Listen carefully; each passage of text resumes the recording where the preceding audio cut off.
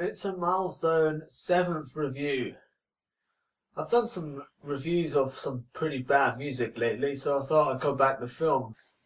It's a show loved by tens of people. It's brought joy to fans for 7 episodes, but what's next for the Andrew Without Sean review show?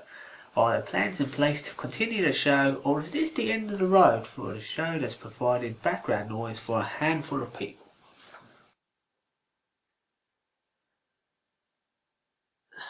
It's really hard to say what to do after 7 episodes. I get asked all the time, what do you do next? Where do you go from here? And I say the same thing every time. It's hard to say what to do after 7 episodes. I mean, look at Big Johnny McGilberton. Now, I can tell everyone, look at your face, you have no idea who he is, do you? No, that's a real unfortunate thing about Big Johnny. You see, he did 7 fantastic episodes of his YouTube show back in the early 70s. He was, the star of the internet back then, but he did an 8th episode, and that was it for him. His career was over. It just did not work at all. He could never recover from it, and the internet as a whole, it seemed to die then. And, nobody went back onto YouTube again until the mid-2000s. He actually died in the same day as Elvis. So that's probably part of the reason nobody seems to remember who he is, but I don't want that same fate for myself. Andrew started his internet journey with a sketch that took him years to write. Yeah, my Shakespeare sketch. I wrote that when I was 9. I wrote it on a piece of toilet paper. A clean piece, mind. I used my mum's lipstick to write on it, and what? Pen and paper. Well, yeah, I could have done, but I chose to do it this way. So, I remember thinking that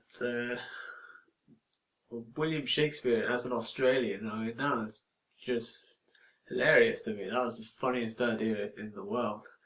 I kept that sketch with me all the time, which I had in my trouser pocket, which was a terrible idea, because when those trousers went on the wash, the paper got ruined.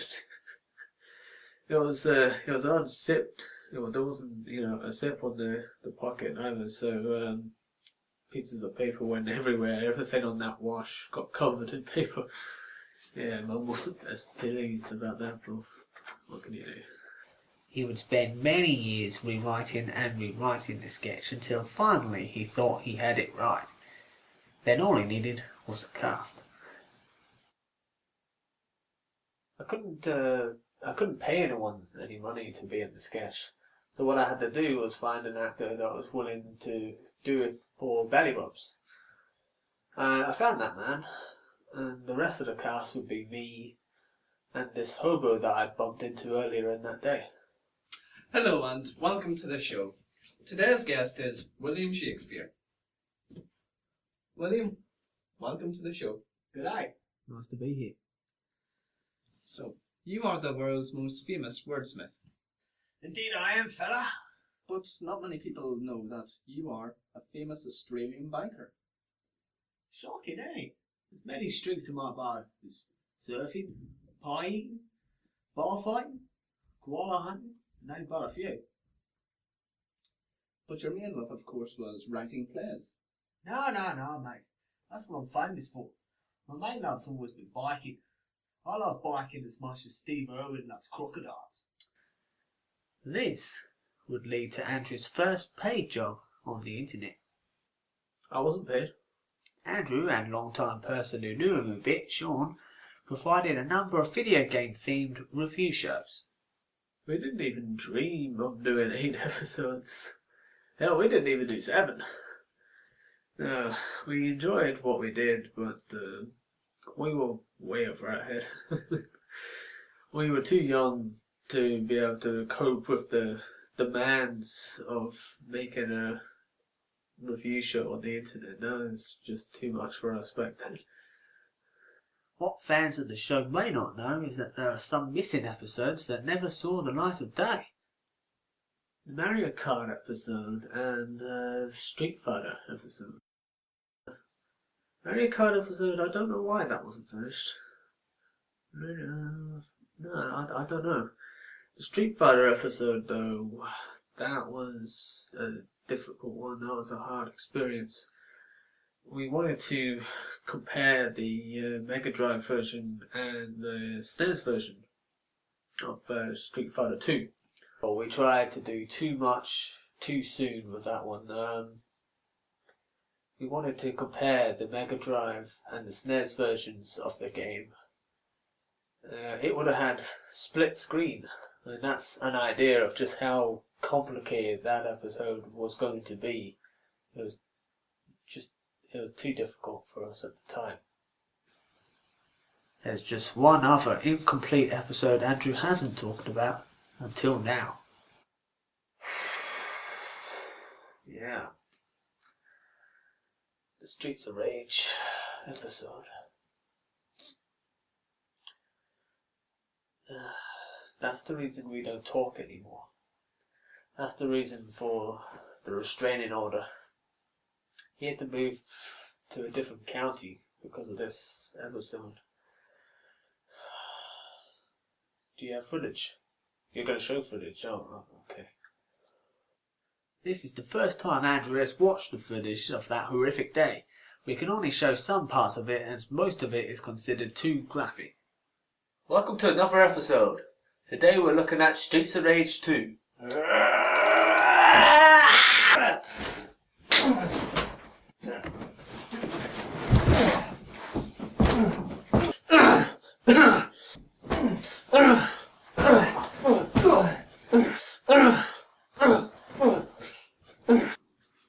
Okay, so that was our review of Streets of Rage 2.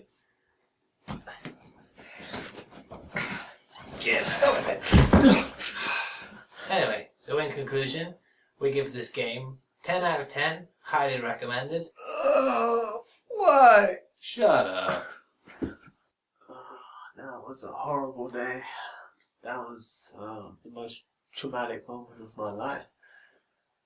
I was in hospital for 3 weeks.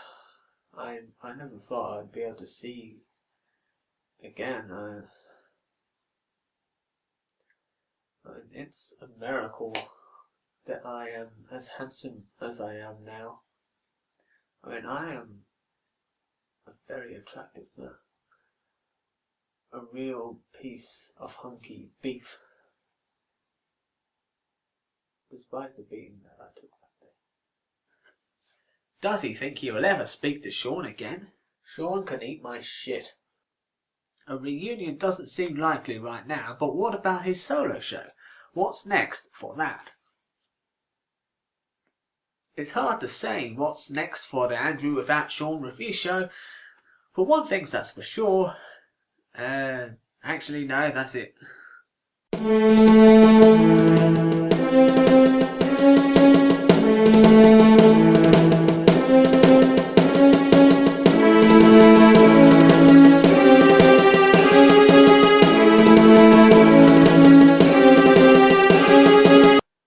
That is a lot of angles for raw footage. And that suggests that while Sean was beating the hell out of me, he or someone else moved the camera around to film from different sides. That is messed up.